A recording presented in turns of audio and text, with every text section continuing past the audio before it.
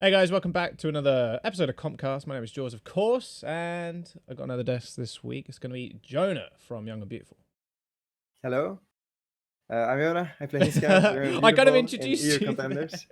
Yeah, I was like, well, Yeah. introduce yourself, and then I was like, well, I'm just going to introduce yourself for you. Yeah.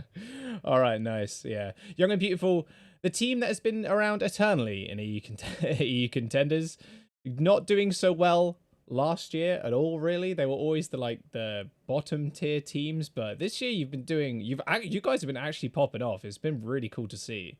Yeah. We've been improving a lot, and I think it's a lot of hard work. But then even from like last contender season where we weren't doing so well and kind of rebuilding from there, and like it kind of flourishing now.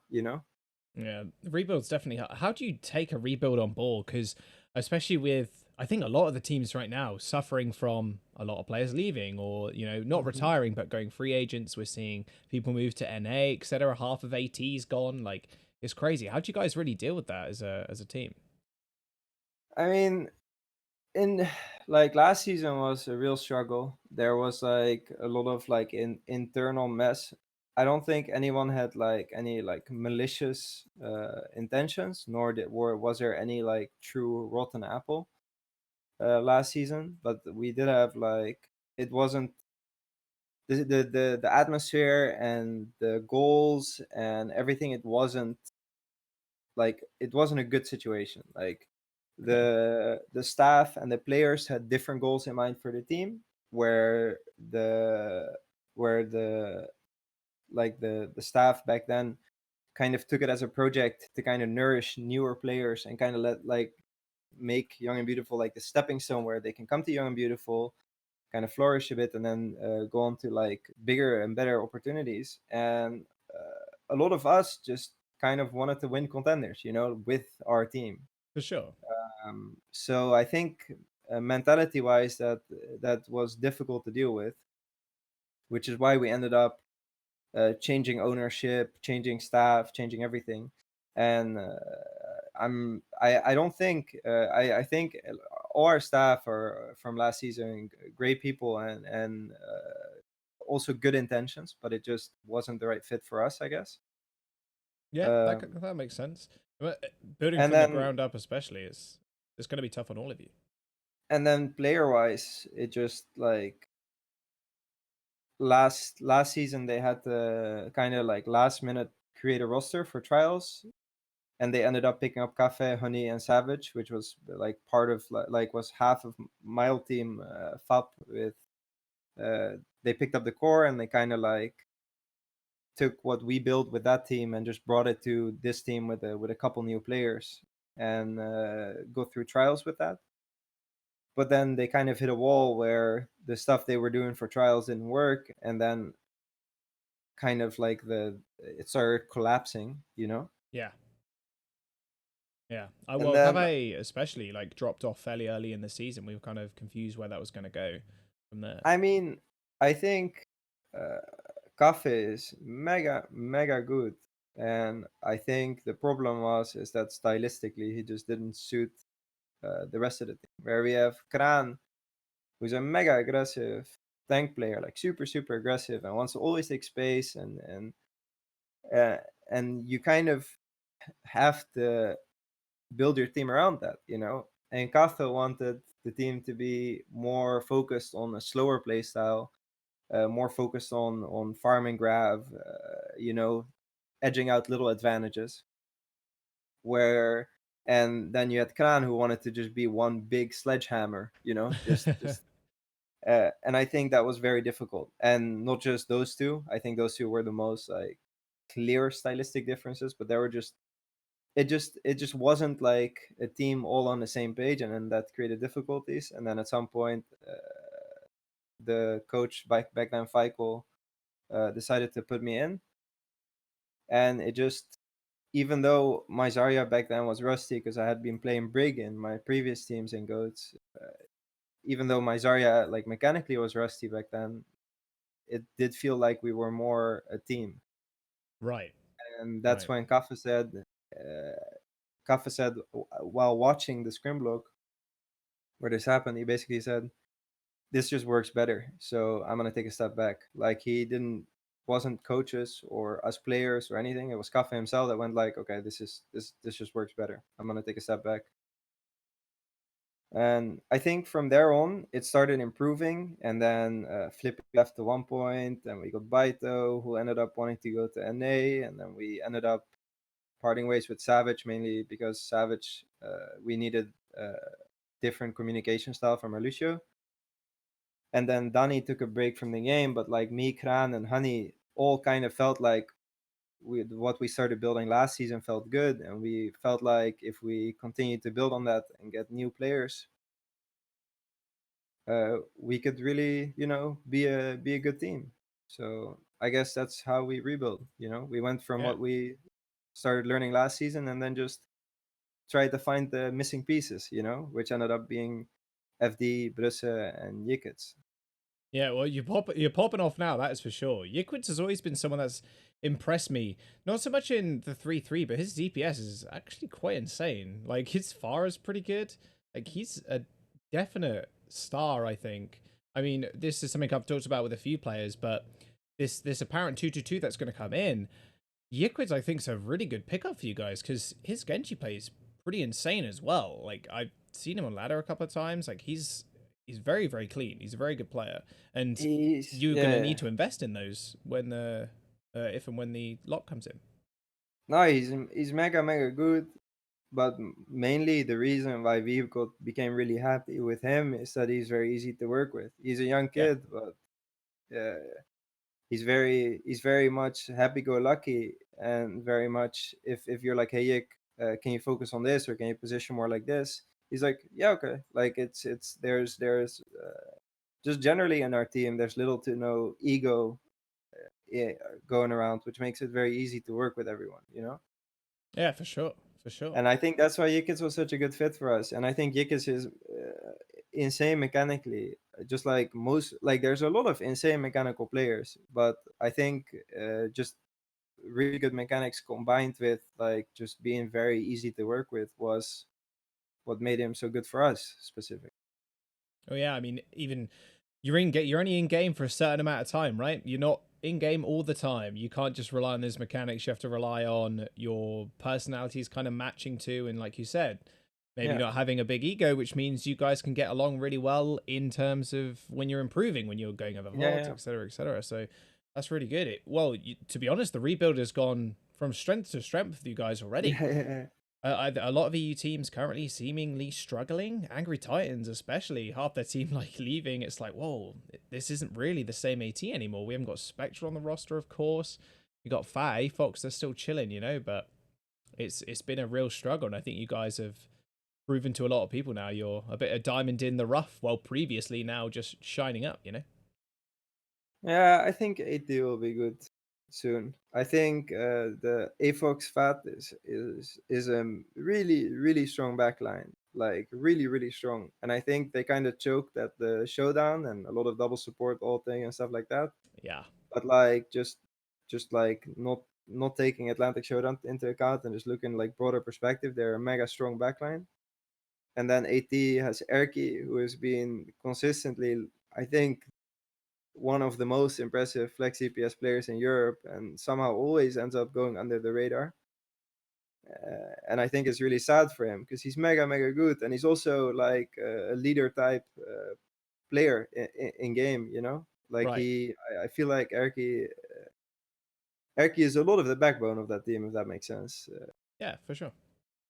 And I think those three as a core are really strong. And then the people they added now with Kevster and Kluk and Morsi, I think it's just, it's up to those players to kind of fit into this Angry Titans roster. But I think once they kind of get grooving, it'll be a strong lineup.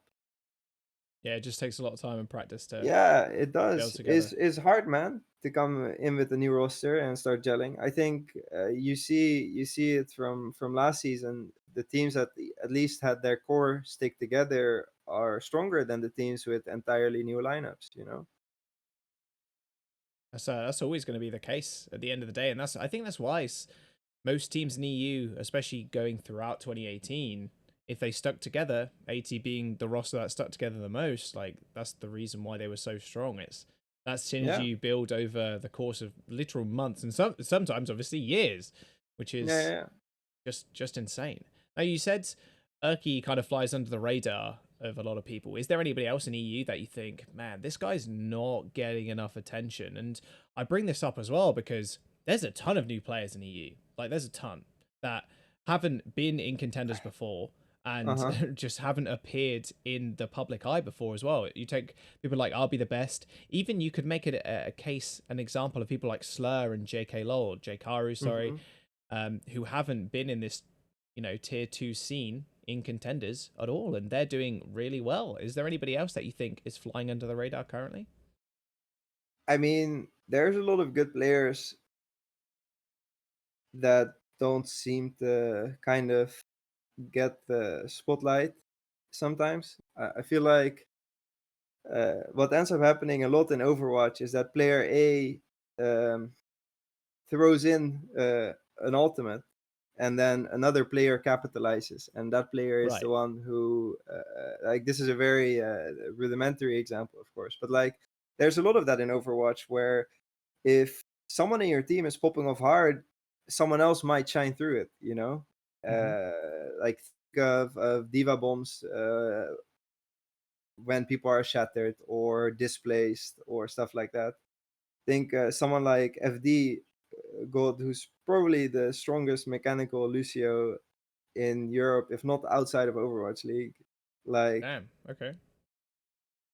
I mean, that's not me saying that because I don't know much about Lucio, Yeah. but it's Yeah. me relaying information from other Lucio players in Europe that always tell me, yeah, yeah, FD mechanically this is the best I've ever seen a Lucio play, and I think FD he's also like a young kid. He's also 17. I think he turns 18 just in time for World Cup, and he's mega good mechanically on Lucio. It's just like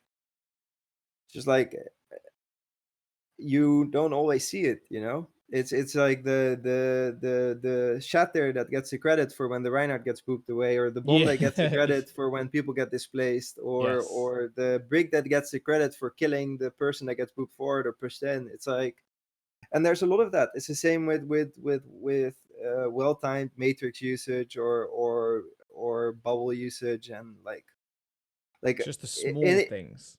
in the end, like when your Ryan goes swinging like an idiot, when your Ryan goes swinging in like an idiot, and he just goes complete Pepega till the end of the line, but it works and he kills everyone. Everyone's like, this person is crazy, He's a like god. He's a Bumper just beast. doesn't stop swinging. How does he do it? And the truth is, it's because of perfect cooldown management from everyone else on the team, and there's a lot of that in Overwatch currently. So I think in Europe and in all regions, honestly, there's always going to be a lot of players that flying under the radar. But I guess if I had to name people specifically, I think Kevster is mega good right now.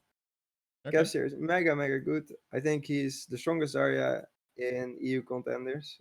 Uh, uh, like from the people I've played against, uh, by quite a bit even. I'd say he's just. It's not that he shows up and does something incredibly impressive and goes like, "Oh wow, I didn't know you could do that with Zarya." Not that. It's more that he just doesn't fuck up, kind of. So that perfect ability usage you were talking about and the cooldown management of bubbles and stuff. Like that's Yeah, the that is the very small things, and it's definitely something from like a casting perspective. It's definitely something that I try and pick up on a lot. It's like the yeah, boops from the Lucio that result in the 5k bomb, yeah, or the brig bash that results yeah, in a shatter going through, etc. It's the very small things, and I think that's just a symptom in some respects of goats. I think it's just 3-3. There's so many small things happening. yeah, It's hard to kind of pick yeah, up for on some of the sure. time. It's even hard to see, to be fair. I mean, Yeah, it for depends who you're sure. specking when the boops come through, but I agree with FD God. I think he's extremely good. I remember talking to Astro, and Astro's like, yeah, damn. And I personally think Astro is probably the best Lucio, or one of the best, top three at Uh, least, outside of Astro, Owl right now. Astro and FD are kind of similar. Yeah, They're very similar, also like stylistically. The only difference is that Astro has a bit more experience on like higher pressure, higher tier teams. for sure. Definitely. But other than that, like stylistically and mechanically, they're super comparable. I think Astra and FD, both both are like head and shoulders above the pack mechanically, and they're also both intelligent players. You know? Well, like you said, FD God turning 18. Is it just? Did you say just in time for World Yeah, Cup, yeah, or yeah. is He it? should. Oh, Yeah, yeah. okay. Okay, so So there is a chance he could get on the French team. a pretty good chance even because I'm thinking right now like who like last year it was between Dridro and Vince I think, and Vince ended up taking it. Yeah, Now yeah. Wynn's got it. Yeah. obviously Vince won't be here this year, so it's probably between, and Dridro is not old enough. Yes. Maybe I would. Acecoft is pretty good, but I think maybe some personal bias. I think if it's between Acecoft and FD should get it, Yeah. but that's obviously I say that because he's a teammate. I think Acecoft is a different type Lucio. Acecoft is not a weak Lucio mechanically, but I feel like he's more of a team oriented Lucio. You know, also being that Okay. voice, like voice in the team, which can be super important. You saw how Soul Dynasty kind of started flourishing once Toby started playing, just because he's kind of this is voice in the team, you know, kind of a Yeah. stabilizer. And I And just think, the presence too, right? Just yeah, like, wow, we got the Boop God on our team. Like, okay, let's go yeah, do this. It's sometimes not even about the voice. I feel it's about, okay, we got Toby. I know how he plays. We know exactly yeah, what we're gonna do, and then his yeah, yeah, presence can yeah. even affect that. I mean, it's just about what kind of Lucio the team needs, you know. For sure. If France needs a leadership type personality because the rest of the team is quiet, FD probably won't be the right pick because FD is he talks, but he's not like planning for the team. You know, he's not like the in-game leader type Lucio. He tracks alts and he says what he's doing, but he doesn't go, okay, we're gonna use this and this, and we're gonna set it this way. And some Right. Lucios are like that, and some teams need someone like that. It's just it depends on what kind of team you've built. We're looking So forward towards the World Cup then, especially for Team Netherlands. How's that looking right now? Are you yeah. guys doing open tryouts? We've done some stuff. I don't know how much I can tell you, but Yeah, no, of course. If you can't say, you don't have to say. uh, we've played in houses, and we've played some scrims against like contenders teams. Oh, okay. Cool. So But wait, so the roster's on already picked then? no, not at Oh, all. okay, sure. I think it's all still very much up in the air. I have Okay. a pretty strong feeling for who I think will get picked, but it's nothing's decided yet. There's also been some switching in like people who are helping Kasor, because Kasoris is coaching, of course.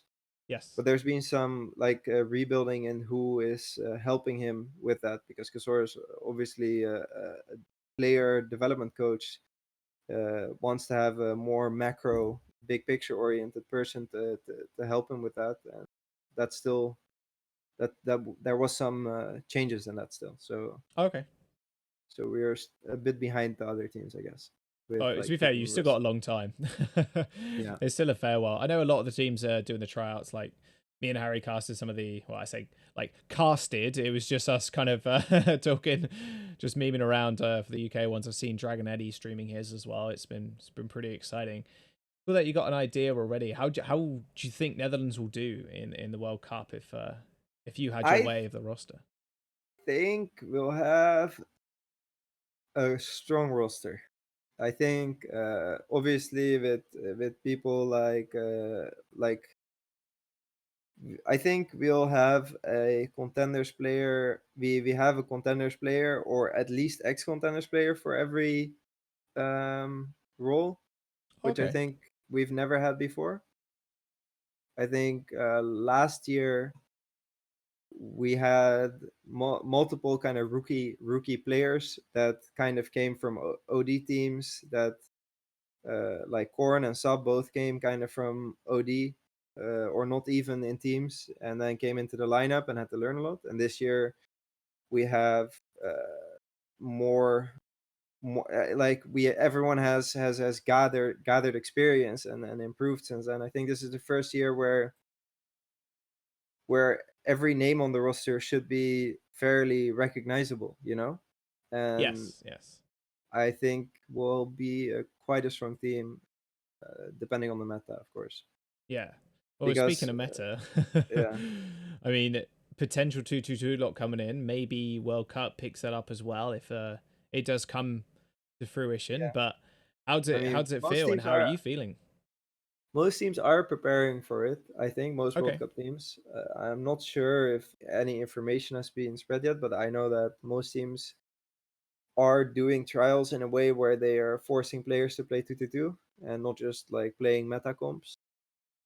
I think 2-2 makes it a lot easier to balance the game. Like miles and miles easier to create good heroes and to balance the game because you no longer have to worry about something being run as a duplicate.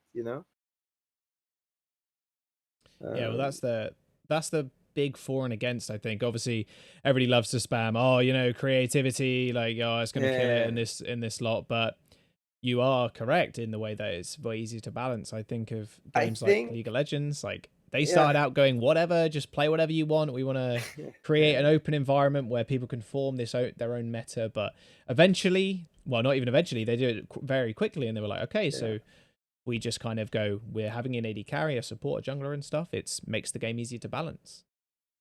Well, I think especially for Overwatch, where Overwatch's whole goal was to make every hero feel impactful and powerful and fun to play. So you cannot have a pure support or pure tank type hero that just only takes damage and doesn't do Yeah, anything. right. Yeah. It's like against the design philosophy that Blizzard has gone with for Overwatch, which is why all classes are actually fun to play. Even me as a DPS player, tanks can be. I don't love playing tanks, but it's still enjoyable to a certain extent. And I think that's because of how they designed the game, but also because of that, they made it very difficult to balance without creating situations where tanks and supports are too strong, which is kind of the trend we've had in the entirety of Overwatch, where tanks and supports are too strong.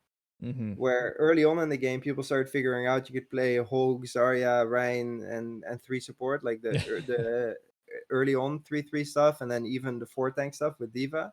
Oh yeah, quad tank.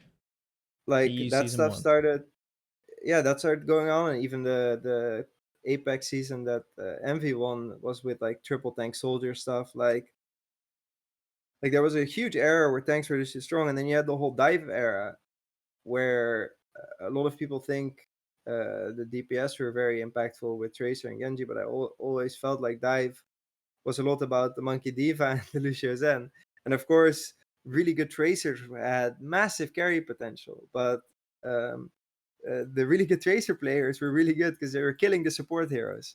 Like Yeah, yeah, they were. That was frustrating. That was a the frustrating time to be a flag support. I'm just saying. yeah, yeah, Get one clip, and but it still happens. But like you get dove on insta kill. It's like, oh, what? Can't play the uh, game.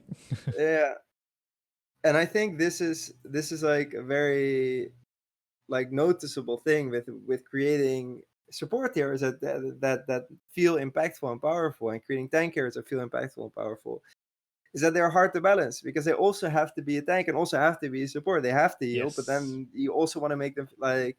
I think it's a very difficult thing, and I think looking 2-2 makes that a lot easier. Because I think with how Brig rolled out with her ultimate and the armor staying and all those things, which ended up being mega super overpowered, right? But if you would not be able to play it with speed boost, or not be able to play it together with Discord or with another support for more healing, for more flat healing, would it have been problematic? I don't think so. And it's No. the same with a lot of the tank balancing stuff, Yeah, where Brig would have been where useless, like completely useless, because where it's like, yeah, well, yeah, I yeah. got Ana main here. It's like, oh, I got Yeah, Brig. I but can. you could for example, what It's harder happened to early force. on what happened early on when it because when Brick was released early on, it was also kind of like a Sombra Genji Sombra Doomfist meta in contenders back Yes. then, and Oh, I Overwatch remember League that. was over. Overwatch That League was was over, and it was a lot of Sombra Doom, Sombra Genji stuff. And what happened is that on some maps, people would like switch out the Lucio, and then they would play Brig and Ana, and it would become a hard backline to dive. And yes, they wouldn't have speed and less sustain, but at least you could kind of keep your Ana safe. So I do think people could have found a spot where you could play Brig, maybe more as a niche pick to counter the really hard dive comps like Sombra Tracer or stuff like that. But we never got to see that because you could just play it instead of a DPS. You know, you could keep your speed boost and your Discord, or your speed boost and your nade, or whatever, and then also have this character that just disable people. And I think it's the same with tanks. You know, I think Rodok initially was way better design wise, like Okay. high burst potential. You know, with his right click and stuff like that. But what he lacked as a tank was protective abilities for the other tank, right? Which would have been fine if you couldn't just run him as a DPS. And now they redesign him as a hero that also kind of more of a DPS hero with the way Hog is now, but he's tankier and he can do more stuff on his own. But like all these like band-aid fixes all come down to, in my opinion, to like the fact that tanks and supports are made to feel impactful and strong and powerful on their own and able to fight with DPS characters. But then you can just play them instead of DPS characters. And I think role locking, even though it's also a band-aid solution in a way, will at least make stuff like that easier to balance, you know? And I think long term, that's why it's important and necessary for the game. Yeah, it's definitely going to take a long while for the Overwatch, like the team, the balances to actually. It's going to be an initial weird meta where there's going to be, you know, maybe it just reverts back to dive, maybe they go Clockwork Vendetta, maybe I don't know what could happen, right? It could be double hit scam. It's gonna be It's bunker, dude. yeah, Like or it doesn't. bunky. No, it's gonna be bunker. Like it already Okay. happened. It was already happening in the Overwatch League and the end of season where people figured out how to play like snipers and bunker Ogarissa's bombs. pretty good. Like, I think Orisa has been buffed quite a bit since then. yes. Sure. Uh, I think Orisa and Hog especially, like, I think Clockwork Vendetta have done a very, very good job of showing how much impact those heroes can have when they're in the oh, right it's so hands. terrible, man. It actually like people always make this joke that the next meta is always the worst one, you know? Yeah, yeah. That's a running But thing through but many games, I really think. really this time the next meta is actually the worst one. This like playing camping behind these little shields and complete and continuously fishing for picks. Yeah. It's the worst feeling. Especially for characters that have no anti pick like anti like escape ability. The fucking green succulent ball just comes like wobbling at you, and if And you you're know not, your life's dead. You're done. Like, you just you either get hooked or headshot, or it's absolutely like it is the worst meta in every way possible. Like I think goats was not a good meta spectator wise, and I think we as players we've learned to embrace it because we've all gotten so good at it. yes. And in the start playing it was really trash because in the start goats was literally just bashing your heads into each other. But I once think people that comes down to maybe because I speak to a lot of players about this, whether they're Overwatch League players or they're contenders players or whatever, or even like high rated players in ladder. And it's like the consensus, and I'm not sure if like the general audience sees this. I know with contenders and Overwatch League, the audience themselves, they're very different. Contenders, they're more hardcore, etc. So they don't mind seeing goats. Like when it yeah. came to Overwatch League, it was like they don't really like to see a lot of this because there's not many Genji blades going off. There's not many Hmm. widows like popping heads like over and over again. Hmm. But the consensus with a lot of the players, sometimes yeah, it gets a little stale. Everything does. But Goats was a fantastic meta to play, and it's been one of my favorite metas so far because I feel like I have impact in the game. No matter what role Hmm. I'm on, I'm not just getting insta pop by Genji and Tracer Hmm. and dive like as a Zen. Like I have impact and a Yeah. high impact at that, and it's very flexible as well in like how you can play goats too, down to the Yeah. minute things, but that doesn't always come across to the general audience. Yeah. Yeah. Yeah. Well, I definitely feel like playing goats is not a punishment, if that makes sense. I feel Yeah. like, of course, sometimes I miss playing Widow or I miss playing Tracer, but overall, it feels good to play goats because when it's going good, it's you feel the synergy with your team. You know, you feel like Oh, for like sure. everyone is kind of like building together also, together to play good. And I think playing goats is not a problem, but I do think it's mega spectator unfriendly to just see ults getting thrown in to each other and nothing dying. And then when Yeah. something does Oh die, yeah. and then when something finally does die, it's very hard to recognize why it dies. There's Uh, from the casting perspective too, especially with the 12 ults like being thrown in. There was a point on HSL Shoes Money Crew. Is a review I did yeah. the other day of my like casting and stuff, and I was Hmm. looking at these fights. And I'm like, okay, so how could I cast this fight better? But like, there was a fight on Shrine Yeah. on the point, and 12 ults were used. No one died. And Yeah. I eventually said in the cast, like, well, they reset themselves. They're going to have to go for a vanilla fight again because Yeah. there's now no ults available. It's a little bit insane. Is terrible spectator wise. Like, and then the fights where people do die to diva bombs, it's hard to recognize why someone dies. Is it because the shield got stunned? Is it because they failed their positioning? Is it because they got booped? Is it because the diva bomb was perfectly placed? Is it because someone got shattered? It's like Yes, yeah. it's it's so hard to recognize the source of a kill. It's the Yeah. same with like even when I'm like even when I like beam down someone early fight, right? Like let's say I kill a Lucio, right? Like why do I kill him? Does he get stunned first? Is that why I kill him? Does he get discorded and hit by Zen, and then I can finish him? Am I just tracking really well and I'm high energy? Like it just generally speaking in goats, I think a lot of kills are very hard to recognize, and then why Hmm. someone is out of position is hard to recognize as well. For example, there's a lot of like negative like feedback towards some players where I feel like the problem with them is not that they're overextending, is the problem is that their team is not overextending with them, you know. If you have a really aggressive tank player and you don't play around that, your tank is just going to end up in their backline and no one's going to be with him. Yeah. Just And get booped in. the same thing is for aggressive Lucio players. It's like Overwatch is a lot about how you divide your attention, right? We in our team we talk a lot about this because we have FD who's a really aggressive Lucio, but other teams also know that we have FD and he's a really aggressive Lucio, so people love to shoot him. Like people love to shoot him, especially French people, man. French people are convinced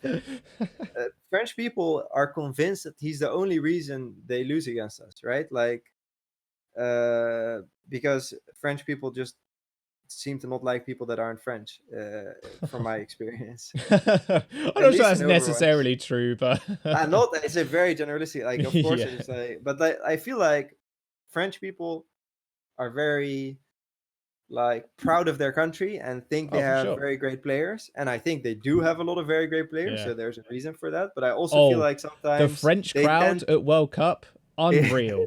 Like actually yeah. insane. I can't imagine being the other team when the French team is playing I because mean, I there was is. the other team. Oh yeah, no, of course you were. Yeah, Yes, yeah, you yeah. and Sab, yeah, and like the UK as well. It's like I don't. If I was a player and I'm sat there and the French team are to my right or left or whatever, and then the Yeah, entire crowd erupts when they get a kill, and you're like, oh damn, like God, yeah, like yeah, that must get you a little bit, man. They're crazy. yeah, yeah. I remember our match. I feel like some people were shaken up by it. I kind of, in a way, didn't care that much because it made me feel like I was so much the underdog in the match that Oh it was yeah, fine. that's fair. Like in a way, it kind of motivated me to kind of just do my best. Of course, the match was a tragedy, but like Hey, so you live and learn. I could talk hours about like last World Cup. Like it was so sad because we were actually leading up to the event, we were really doing good, and then we came to the event and we didn't have warm up for our match, and then Eagle apparently scrimmed a bunch with UK to prepare them and stuff like that, and we Oh like man. it was very sad. But in the end, the better teams in the actual match won, and for example, a player like Soon was so good on LAN. Like, I don't know how to explain this, but like every time we would scrim France, right, and I play Widow, I'd be very, very confident, very, very confident against France and their sniper strats and stuff, right? Um, but the moment we were on the tournament and it was time to actually play the match, Soon was a different player, you know? Damn. Okay. Just So completely leveled up. yes, complete, like absolutely. And I think that is something that people don't realize when it comes to like LAN events and tournaments. Some people upgrade and some people downgrade. It's the same with Hmm. Atlantic Showdown. I think the American teams did great. I think Funi is head and shoulders above the Western contenders teams. But I think when it came to like matches like Hurricane against MV or Hurricane against Atlanta or even how Angry Titans played in their last match, I feel like how you play at LAN is a big deal. And I think Hurricane mega choked. Like I saw such weird things from players that normally play so diligently and clean when I play against them, you know? Yeah. Um, so yeah, so huge respect to like players that pop off on LAN like soon, and at the same time, it's also sucks for people that have their first LAN and have difficulties. First land and they're playing it. They see soon in the lobby. It's like, well, Yeah, it's it's a difficult, man. pretty big. Like, I And mean, it's not it's for the regular tournaments as well, man. yeah, In our match against Samsung, in the end, it's like 2-2, and we're about to win. You know, everyone in the team feels that we're about to win, and that's where it goes wrong. You know, and I think people underestimate this experience. You know, and in the end, it is about winning officials and not winning scrims. And I feel like especially also if you look at Overwatch League, the teams that like you have a really young team like Guangzhou Charge that is struggling mega hard. Um, and then I think some teams don't respect the tournament setting. You know what I mean? yes, oh, definitely. I mean, you look at say Charge, yeah, very young roster. I think they're the youngest roster in the league, Yeah. Their actually. average age is like 18 or something. Yeah, Like, it's insane. And then you have teams like Titans are obviously doing extremely well, but they've grown up as a team, not like yeah. themselves, but they've grown up as a team together Mm-hmm. on LAN, like in Yeah. Korea, playing It's Contenders Korea huge. as Runaway, It's and huge. that buff is insane. Like you no matter how much experience you have online, scrimming, whatever, as soon as Mm-hmm. you hit that stage, it's a very different playground you're Yeah. playing. And the like you said, that some players pop off, some players don't. And if you are one of those players that pop off and show up on LAN, you're always going to be head and shoulders above the rest because Yeah. your mentality completely changes and you're able to just click heads obviously way faster. And I think that's probably what Soon had in his back pocket as well, all the experience from Overwatch League. And it's like, same old, same old. I'm still on the stage in front of people, like, doesn't really bother me at all. He just gets in game, just pops off.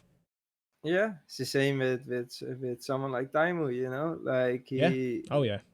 he's like he's playing all right, you know, in his ranked games and whatever. And when you watch him, and then he goes into an official and he competes with NYXL and even carries, Yeah, he and was you popping in just that game. Jesus. and it just shows that it's not all about your rank and ladder, because in the end ladder games have a certain like atmosphere and Yeah. like variables to them as well. And I from that World Cup in France, I just learned like how important this is, like like how much it matters, like how you enter game matches, you know, because if you can be 110% every time you enter an official, you're going to be the best player in the world. And if you are rank one in ladder all seasons, but you go into an official and you cannot perform 110%, you're gonna get replaced by some guy that might not be as good as you. You know, Yeah. like Yeah. Just some it random made me 4.4, but it because made he me can realize a perform. lot. Most definitely. I mean, what is your ideal kind of place where the game's going to go in the next few months? Because say 222 does come in, you're going to be back on the DPS, right? You're gonna. I watched your Tracer to top 500 stream or Tracer to GM, one of those two, Yeah. and that was a pretty fun stream to watch because Tracer sometimes pretty hard to play in queue, but I if mean, you're that a was pogger, even you can. before like a lot of the goats nerfs. Like everyone's playing Yeah, goats in ladder back then. It was rough. yeah. Oh But- yeah. I'm surprised. Like you're an extremely good player, but like playing Tracer in that meta, you're like, damn, you need yeah, to hit every pulse bomb on a support, otherwise yeah, you yeah, basically yeah. lose. What is Yeah, your kind of possible brave. ideal? What is your ideal meta going into the next in the next year or so? In the next few months, if 222 comes in, is it going to be dive again, or how are you feeling about that? Mm, I think it's gonna be bunker. No, but But what he, what you well, want yeah, to what I play? want. Yeah, Yeah. yeah. Well, I think okay. So dream scenario, Blizzard rebalances a lot of characters. I think because I think Okay. 222 will require a rebalance. You know, because a character like Zarya that you can play as a DPS role might not be as favorable if you can only play it as an off tank. You know, because then you have to sacrifice Diva for it or something else. So they'll have to rebalance the game around the 222 look, obviously. But if they do it well, of course, it would be nice if Orisa just doesn't exist anymore. And we can just play Rhino Monkey all the time. Well, I they're think, definitely going to rebalance some things. Maybe Arissa's on the uh, list too. and I think, my opinion, Wrecking Ball is a terrible hero for the game because right now the way Wrecking Ball exists is that he's broken if you don't have a Sombra, and if you do have a Sombra, he's relatively weak. You know. Yes, And most definitely. I don't think a hard counter situation where you need to have one hero to deal with the other hero is good for the game at all. So I hope they revisit how Wrecking Ball works and maybe make it so that he doesn't get hacked out of his ball form, or like he can keep Oh, rolling around, yeah. but he also isn't so broken when you don't have a Sombra, you know? Because I think the way it works right now is stupid, where He does a with lot of Wrecking damage. Ball, Like a he lot of damage. and a lot of disruption, man. Like Yeah. he just rolls through your team and everyone gets knocked away. He slams down, everyone gets knocked up, and like it's such a nuisance to deal with. And then I hate people, getting slammed as a yeah, support, yeah, yeah, man. It's actually the worst. If I'm honor, I'm fine because I just nade or I sleeped outright. But if it's I'm Zen, ridiculous. I get slammed. I'm like, I'm It's just dead. one shot. Yeah, it's like He boom. just sits there with his little, Yeah, he and just shoots at you, he just and you're shoots like, you, man. before you hit the ground, you're dead. And Yeah, if you're not dead, he'll melee you and then roll off. Like yeah. it's insane. Good Uh, wrecking it's balls are annoying as hell. yeah. It's I think it's a really broken character, and I think the fact that right now Sombra kind of pulls him back because the moment you have Sombra, you almost have to switch. Yes. I think that makes it bearable right now because you have a solution to the problem, but I think that's really terrible for the game. You know, I don't think that's good. So I hope they revisit that. I hope they revisit Orisa, but honestly, conceptually, like a character that is slow, barely moves around, kind of sprays a wide area, and puts down new shields in a stationary position. It's just I think Orisa is never going to be good for the game or fun or any type of like I don't know. I think it's just genuinely a bad character for the game. Okay. Well, hopefully they do So change it because yeah, pull pork as well. Like yeah, pull hook. It can get pretty Pu- frustrating. yeah. Yeah, we keep calling it pull pork because it makes the most sense. I definitely my preferred Rhine metas and dive metas are in my opinion the best. It would be nice if flat maps favored Rhine and then high ground maps favored dive. Hmm. And then I hope for DPS characters that um, it becomes kind of a thing where, oh, that guy's a really good soldier, so he's gonna play soldier. But that guy hits insane flicks on Kree, so he's gonna play Kree. And you know, like you can kind of have a player specific hero. You know, Yes, there's not a proper meta pick. signature heroes again, kind of thing. Yeah, not where you watch Overwatch League matches and you know they're gonna play. One sec. Yeah, sure.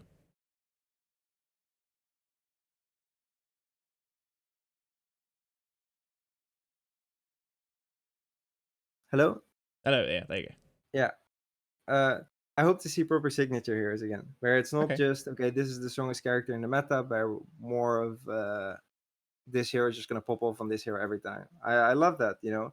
Back Mhm. when everyone was playing fucking Tracer Genji, and then no one was playing Widow yet. But then Taimu picked Widow in Apex, and he just popped off. And I was like, Yeah. Oh yeah. he can do that, and I kind of want that. I kind of want the game to be like, okay, maybe this is kind of the meta, but this guy is nuts on Genji or Tracer, and he can pick the character and be useful. Mhm. And I think that's what the game needs. You know, you need to not have hard counters, so that you can't just pick character A to disable character B, and more characters are similar in value. You know.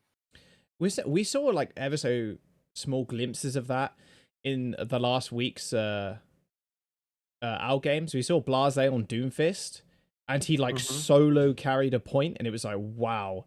Like Blase, his Doomfist is his kind of signature hero, Mm-hmm. and he ran it into goats like a defense comp on Iconvold first, and he like Mm-hmm. actually popped off. Like Yeah, yeah. that was some of the best Doomfist play I've seen since I last watched like Sparkle destroy people on Doomfist Right. back in 2018, and we're seeing glimmers of that. Maybe 222 is the position the game needs to be in before that can happen. I mean, we'll have to wait and see, of course.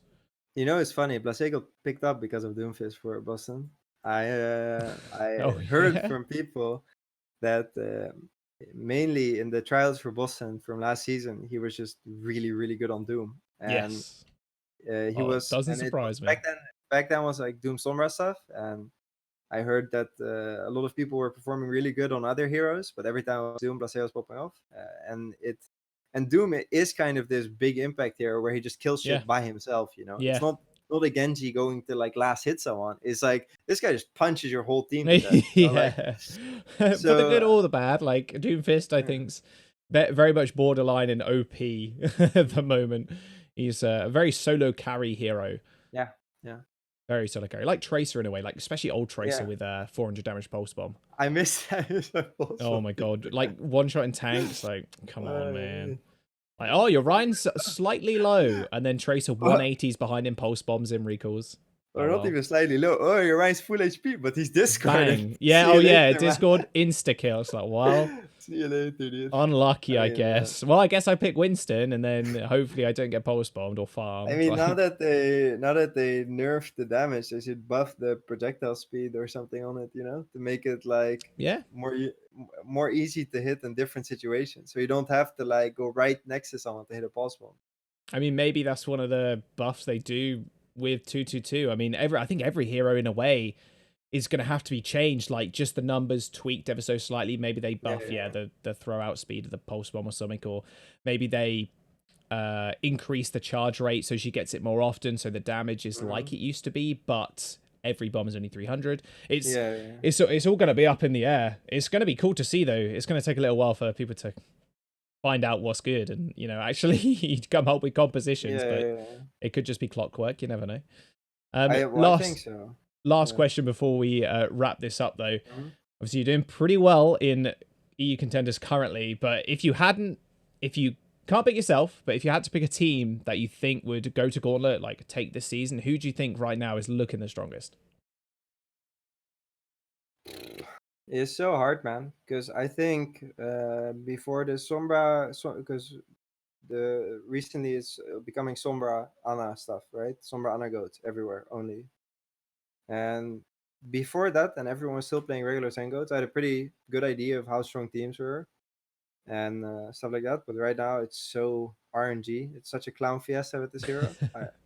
Like, no offense to any team that upset anyone in the past weeks, but that would have never happened with regular goats. Some of the owl matches that were swayed Okay. one way, Yeah. or some of the contenders matches, like what, like it's ridiculous. If you watch back votes from like last contenders matches and owl matches, any upset is always a team playing Somrana, and I think because of that, it's so hard to say. I think uh, any team theoretically could be making it, but I think I guess I guess the safe bet is Hurricane. Okay. I It's pretty think safe. Yeah. I think Hurricane was mega good last season, like really, really good. I think they kind of like went down a little bit, maybe lost some confidence with Showdown, but I Hmm. think they still have it in them to be that same level again. And it just depends how they adjust to the meta. It could be anyone. I think might be some new stuff going on at Angry Titans that might make them mega good as well, but I can't say anything about that yet. Oh, okay. Yeah, no leaks, no leaks. It's okay. But if what I think is happening for Angry Titans, they will probably be the best team in EU contenders if All I right. cannot pick our team. Okay. Cool. All right. Good answer. Good answer. Well, I look forward to that, whatever's coming up for AT. All right. Thank you so much for stopping by, man. I do appreciate it. All Jonah's stuff is in the description, Twitch, Twitter, all that like, and it's up on the little panels on here as well. Anything else? Any other final words that you wanted to say before we end it No, here? man. We're gonna do our best. If anyone out there is listening has any pool with Blizzard, maybe toggle Sombra off in the options Toggle because Sombra off. Hero is a clown fiesta and it makes it like so much more RNG to win. But yeah, other than that, no, nothing. Thank you for All having right, me. cool. Yeah, no worries, man. No worries. Well, there you go. There's the message. If anybody is in the Blizzard service currently, there you go. Jonah wants the Sombra Please. toggle off. Well, thanks for stopping over on the cast. I appreciate it. And we'll see you guys probably next week for another episode. Thank you very much. Yeah.